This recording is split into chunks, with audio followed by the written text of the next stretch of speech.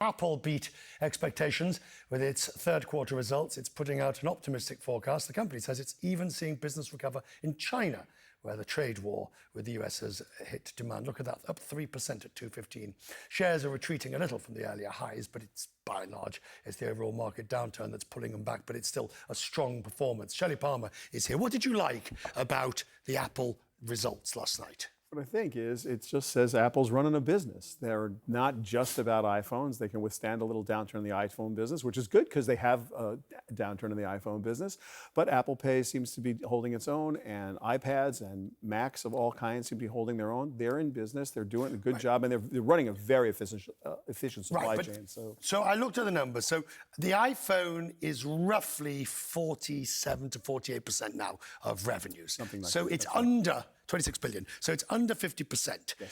But the risk has always been wearables and services cannot really make up that difference in dollar for dollar, or can it? Well, look, first of all, they're going to have to come up with some version of a way that does work, because the whole global smartphone market is taking a turn down. People just don't need more stuff. The phones are not innovative in the way they used to be. They're iterative. So they're all having slightly better screens, and they're all having slightly better battery life. The new iPhones, I'm sure, will be awesome, but they're not going to be awesome enough for you to turn in your old phone. And Samsung's finding that too. They're making amazing phones. Samsung is making some of the best phones ever in the history of the world. And people are like, that's expensive, and I need a phone. And when I need a phone, I'll get it. No one's running out to get a phone. So Apple... They haven't worked out the trade. I know Apple's playing around with this, but they haven't worked out the car mentality.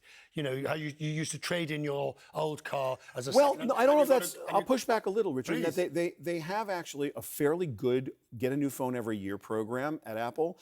It does two things. One, it tells you you're going to get a new phone every year, which means they're going to make a new phone. And it also puts a needle in your arm like an addict, because ultimately you're paying $60, $70 a month for your iPhone, whatever flavor you bought, and you're paying your 12 payments. And the only way out of that vortex, by the way, the only way out of that vortex is to hold the phone for 2 years, which nobody wants to do. So Apple does kind of have a trade-in policy. Verizon has a policy very close to it that you can get into. Actually, a program, not a policy, a program you can get into where you can get a new phone every year. But everybody doesn't need a new phone every year. Not now. Phones are good. They are. And then, like, if you've got a relatively new phone, you probably don't need a new one. And everybody who makes phones is feeling that right now. Right. Really hard. So, Tim Cook, he's been a CEO now for a decade or so. He's steadied, he's grown, he's taken the company into new markets, he's enormously respected. Apple is very much, would you say, on the front foot at the moment?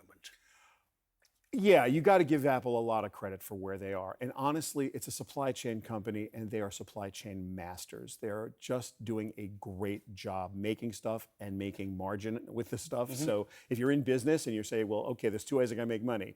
I can charge more or I can make it for less. He's doing both. Quick question for an quick answer. Samsung, it screwed up on the Note, whatever it was that well, back in the day, you mean, yeah. Well, they had some explaining. And it's the folding phone. So it didn't screw up on the folding phone. It gave them to people like me who said, hey, it's not quite working. They took it back, they fixed it, and now they're going to bring it out again. Down 2.5% in the market, and revenue's down some 50%. Yeah. Or profits down 50%. They have some work to do, but they are making some great stuff, and they're going to have an Unpacked event in a couple of days. I'm excited to see the new phones, and we'll see how it goes. Ah, you put me in my place today. Good to see you. Could happen.